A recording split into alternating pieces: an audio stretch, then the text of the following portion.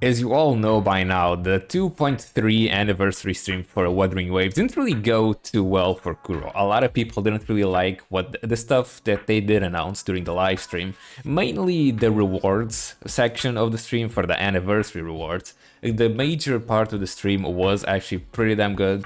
It was very well produced, and they actually did announce a lot of really interesting events. But the section where they did talk about the anniversary rewards, a lot of people did get disappointed. And of course, that on top of the 12 banners, that's still kind of insane to say, to be honest. Well, it's not really too bad of a thing, in my opinion. It is kind of bad, but not too bad. But on top of that, it really didn't really help with the overall opinion on the actual stream. But in any case, Kuro finally responded on Twitter with this statement right here, which I will be reading right now. So, regarding the version 2.3 preview special broadcast to our dear rovers. After the Wuthering Waves version 2.3 preview special broadcast, we received plenty of suggestions, thoughts, and criticisms from you. We've been paying close attention to all feedback, and we'd like to take this opportunity to address your concerns and sincerely apologize for the disappointment. Yeah, they did actually open a chat on their Discord server for actual feedback, specifically for feedback, and they very quickly closed it. I didn't really see what they actually got in there. I didn't really see what people actually wrote in there, but hopefully people were civilized. I doubt they were. I kind of doubt they were civilized, but hopefully they were still able to gather some kind of good information. But in any case, moving on, our roadmap for the recent version of Wuthering Waves allocated development resources to an anniversary experience in version 2.3 that is both relaxing and entertaining. However, this allocation did not meet our rovers' expectations for an anniversary celebration. Yeah, I know. At the same time, we fell short in how the broadcast was structured, scripted, and presented. Interesting, leading to a poor viewing experience. Now that I disagree. I don't think anyone was complaining about the production value of the actual stream. The stream overall was actually very entertaining. It was a really long stream. I was kind of surprised and was actually really fun to watch overall. I really liked the concerts, the mini concerts really, and it was interesting seeing everything that they did announce.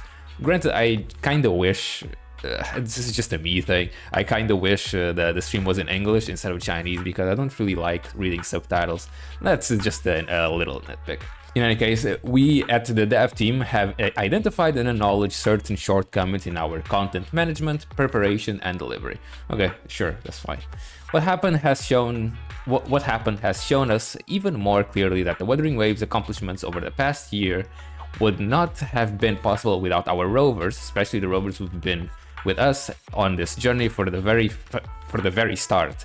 Yes, a lot of people were complaining about them giving way too much attention to the people that are just starting playing the game instead of the people or the players that have been playing the game for a really long time, since day one basically, or for a really long time basically. And that did bother me quite a bit during the live stream. I was really confused when they were mentioning returning players or new players, and they never even mentioned the actual current players. I know a lot of the Chinese audience got really pissed off about that. We can actually take a look at the Bilibili post. I actually have a link for that. I can get it in a little bit. But yeah, and CN, Jesus Christ, the outrage was kind of crazy. We want you to know that we are planning future versions with you in mind, okay? So please stay tuned for more updates. Again, we deeply apologize for failing to meet the expectations of our long-time rovers. Yes, very good. I can't wait to see what they actually have planned. Hopefully something very good, hopefully quite some nice surprises, but of course we'll have to wait and see what they have planned in the future. We also recognize that there is still much room for improvement in how we operate and support the game long term. We are committed to growing and refining every aspect of Wuthering Waves. To express our gratitude and sincerest apologies, we'll be launching a login event this week where the following content will be available to unlock and claim. The opening time will be given in a later official announcement. So they will be giving 10 Radiant Tides, 10 Forging Tides, and 10 Illustrious Tides. So 10 pulls for each of the separate banners, I guess, for limited characters, weapons, and the actual standard banner. One thing that I actually didn't think about, during the stream, they didn't really give any polls for the weapon banners, which would be nice, to be honest. I always really want to poll for some of the weapons, but you know, it's kind of rough when they don't really give polls for the weapons, outside of the shop, I mean. So getting more polls for the weapon banners is actually pretty nice, I'm not gonna lie. And okay, so we got some 10 extra limited pulls from this, adding up to everything else that is in the actual anniversary. So we get 10 from here, so 20, 25, some 300 astrides, 35, and I think, yeah, 45 polls. So we are getting 45 polls in total for the actual anniversary, which is quite a bit, I'm not gonna lie. I'm kinda satisfied with this. Of course, we also get 15 standard polls and 10 weapon polls. Overall, I feel like it is a lot of polls. I kinda wish maybe 50 polls, you know, maybe 50 limited polls, just to round it up, very nicely, you know. Maybe that's just me, I don't know. But nonetheless, would be or is incredibly good so far.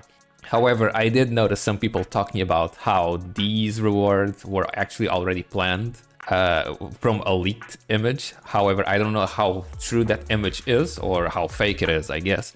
However, they actually have already responded to that, saying it has come to our attention that a certain unauthorized screenshot of the in-game event page have been circulating in the community. We have confirmed through internal review that these were illegally leaked screenshots of a work-in-progress asset from the early development stage of version 2.3 for the Gilded Night Market event.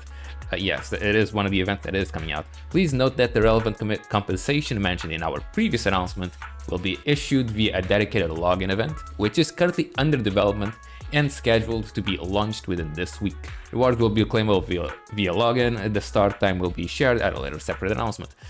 If I understand this correctly, I'm guessing that screenshot that has been circulating around that does have the same kind of rewards was for something else and was not actually planned for this apology. I don't think, I know there's this weird theory that Kuro just kind of planned the anniversary being bad and they were already planning to make an apology. I feel like it's a little bit far-fetched, to be honest.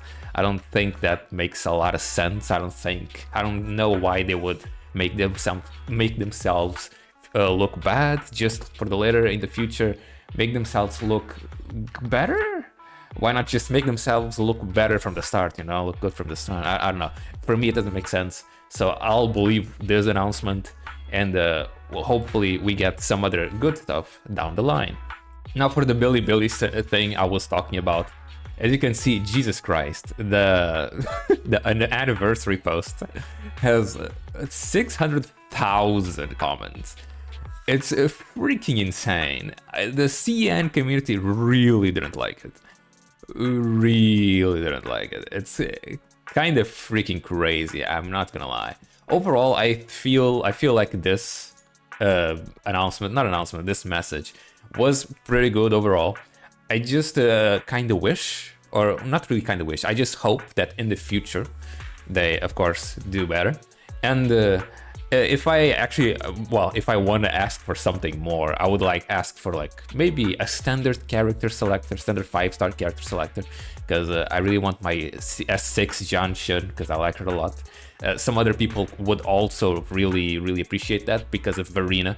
One of the sequences for Verena is actually incredibly good. I think it's the second one, which gives her 2 stacks with the skill. And that sequence is actually incredibly good, so that would also benefit a lot of players. So a standard 5-star selector would be incredibly useful. But that's really it. And of course, the flying in every region outside of Renacita. That would be incredible. But in any case, that's just my opinion on the whole thing. Let me know what you guys think down in the comments. And I'll see you all in the next video.